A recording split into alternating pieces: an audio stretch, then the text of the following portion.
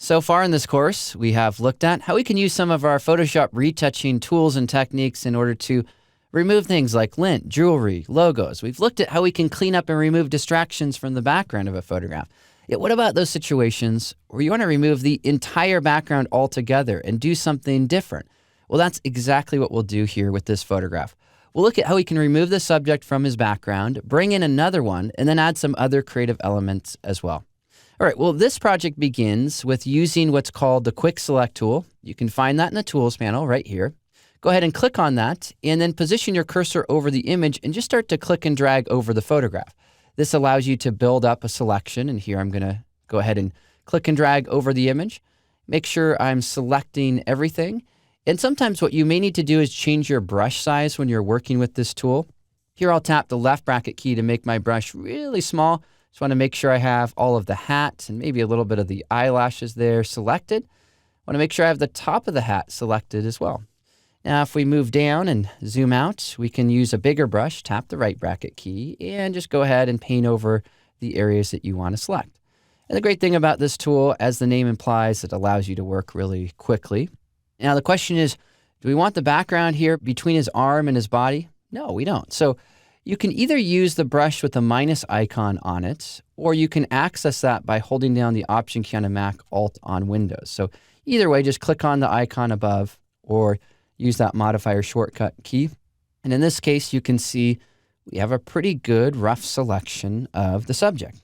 Well, after we've done that, using Quick Select, the next step, well, actually, before I leave, I notice I missed an area right here. So let me just use this brush and click on that. And just double check all my edges, looking around the image. Okay, now, after we've done that, the next step is to go to the Select and Mask dialog. So here we click on Select and Mask. This brings us into this area, and we can view this a couple different ways. Here I'm going to view this on a solid white background. What it's showing me here is that if we zoom in, I missed a little bit of the hat. So we can use this tool, which is Quick Select, and just click and drag over that, right? So I want to make sure I have that area selected. Also, I have a little bit of the front of the hat missing, so I'm going to go ahead and click on that too.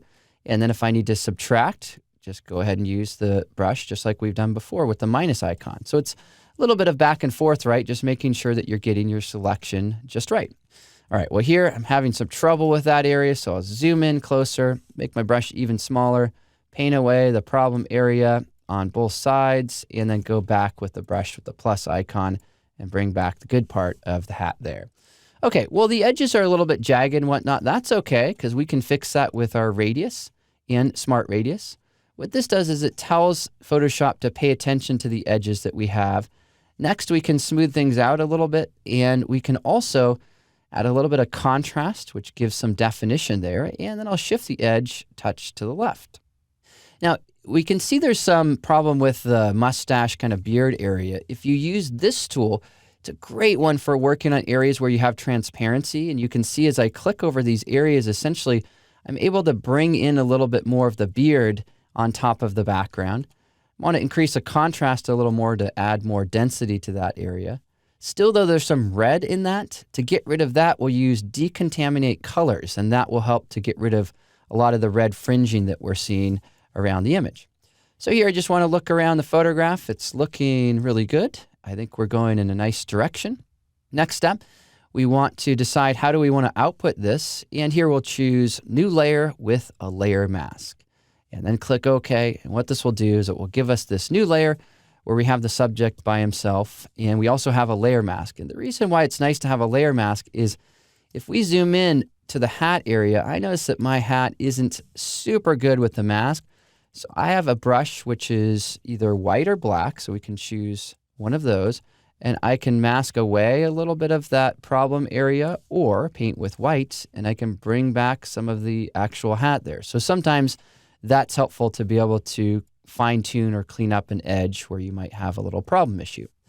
Now, that being said, that was kind of going over and above the call of duty, but still it's helpful to know that we can modify things in that way. All right, well, step one is complete. We have successfully removed the subject from his environment. Now we need a new background. How can we bring one in?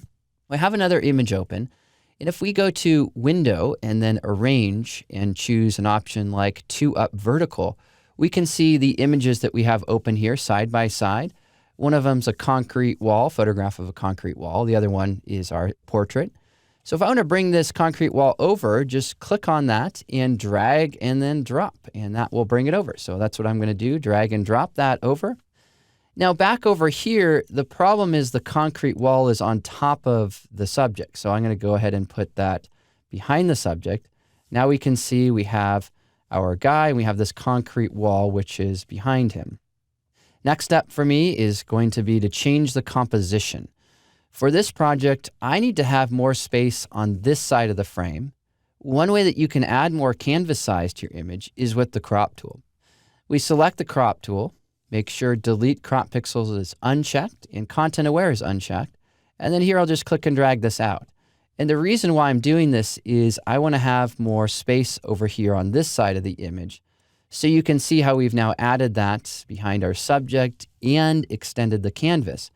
And the reason why I wanted to do this, let me zoom out a touch, is so that we have some space to add a few other creative elements as well. All right, well, speaking of those elements, let's go ahead and pause here, and then I'll pick up right where we're leaving off right now in the next movie.